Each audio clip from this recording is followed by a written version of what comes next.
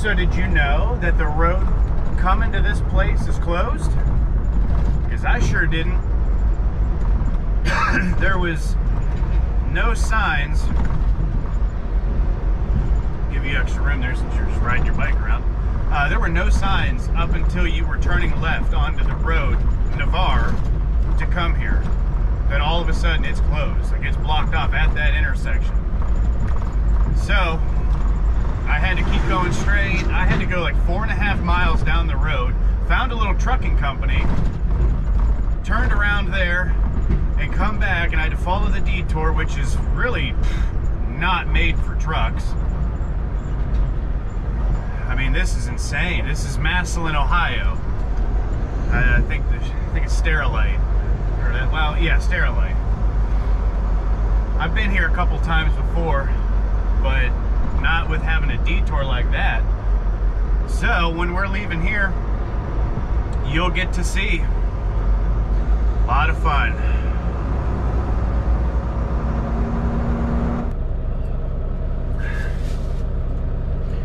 All right, we are loaded with what? Pallets. Pallets of something. If I find the right page. Just about to be out of here now. We have totes. 56 quart wheeled latching box. Clear tote. All right. This place is set up so weird. When you get here, you have to come up top, park, walk all the way down to the office, walk back up to your truck, go to that lower lot, drop your trailer, and then you got to drive back up top to grab your loaded trailer, just to drive back down to the bottom to take the exit. I don't fully understand that, but I'm not the one who designed the place, so I'm not saying nothing about that, other than it doesn't make sense, and it's kind of a pain to us truck drivers. All right, this is going to Kenosha. Let me double check that. I already looked at it, but I want to make sure. Well, it says Pleasant Prairie. That's the headquarters. I know it's going to Kenosha. I wrote down W5. Let me double check on the actual load. It is going to W5. So we are good to go. Good to go, good to go. Let's get back on the road. We got that funky detour we got to take again.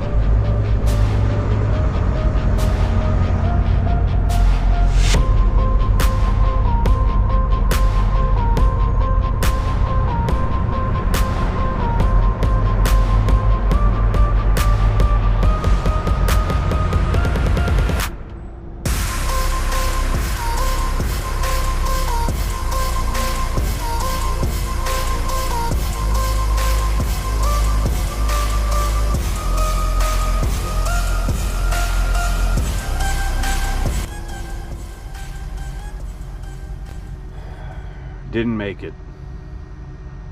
So close. Man, it's coming out of Ohio. Getting into Indiana, I realized that the time is just not going to add up to be able to make it through Gary, Indiana, and Chicago.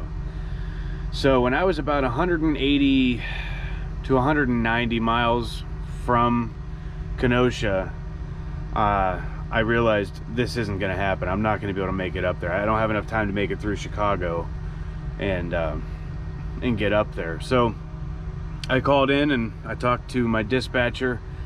I told him, I said, look, I'm not going to have enough time to get this up there. We have arrangements for it to go up tomorrow, and then we're going to grab that next load just after 12. But I am at the service plaza in Portage, Indiana.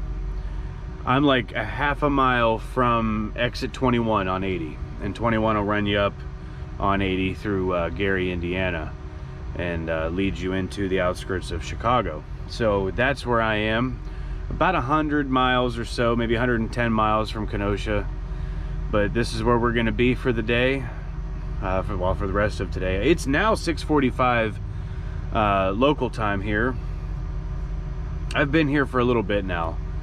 I don't know exactly when I parked. It was a couple hours ago, but I shut the truck off because it's supposed to get relatively cooler tonight. It's supposed to be around 60s tonight. So I shut the truck off. I got one of my little fans going. Here's the other one. I'm going to plug this in and hook this up somewhere else to have a little more airflow. But these are great. These were on Amazon. They're really cheap. It's got 3 fan settings, and these both, I mean, you can move these however you want, and I mean, it's good. Puts off some decent airflow. They do come with adhesive strips that you can put on the bottom. I don't have those in this truck yet, but I do intend to mount these in different places where they're always plugged in. So anytime I shut the truck off to go to sleep, or for my break, or whatever the case may be, I could turn the fans on and try to stay a little bit cooler. But they are great. Put off a little bit of noise, which is nice because I like noise when I sleep. I like either an air conditioner running or a box fan running. That humming sound, I love that. Which is why it's so nice to idle the truck overnight. But if I don't have to do that, I'm not going to, because I'm really trying to watch the fuel. I'm just barely above a quarter tank right now. I'm gonna fuel up in Zion, Illinois at the Loves. I'll fuel up there tomorrow. Or I might do it at the Pilot here in Lake Station. I'll have to check the fuel prices and see what the difference is, but didn't make it. But yeah, Massillon was all messed up. I couldn't believe it. You're going down 21 and you come up and you got to turn left onto Navarre, and all of a sudden that road is closed. Like, there was no signs for it, and the detour's pointing the other direction. What are you supposed to do? You got to just keep going and find somewhere that you can safely turn around. There's no just going and making a turn, going around the block and coming back. They're all residential streets. No truck signs everywhere. I was not going to risk it, and I wouldn't dare just make a U-turn like that. If I had to, I could kind of pull off the road as much as I can and check the map to see what's coming ahead. But we made it through.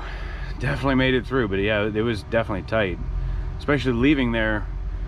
That left turn that you've seen, making that right turn going to Sterilite. I took every bit of that left lane to be able to make that turn. And that one, there's this little pickup with a little boat, and he is just over that line, and I'm like, dude, you gotta move. He didn't, and I was able to squeeze past him, but he wasn't having it. He's just like, nah, get out of here. Whatever. But we made it work one way or another. But that chewed up about 30, 35, maybe even 40 minutes total with that detour today. So that didn't help my chances of getting up to Kenosha. But either way, we're here, we're safe, and I already worked it out with Reisinger that it's going to go up tomorrow. We made arrangements for that. We've got time on this load, so it worked out really good. But Other than that, I'm gonna start doing a little more reading. The Haunting of Blackwood House by Darcy Coates. It's a good book. I'm, what, 13, 14 chapters in, which is like 90 some pages. Not much, but I'm gonna do a little reading, kind of kick back and relax, try to stay cool. It is a little warm in here, but what are you gonna do? Thanks for tuning in. If you haven't already, like these videos, subscribe to the channel. That helps us out tremendously. Like us on Facebook at The Daily Driver Show, and I'll catch you on the next one. Have a great day, and have a great hike.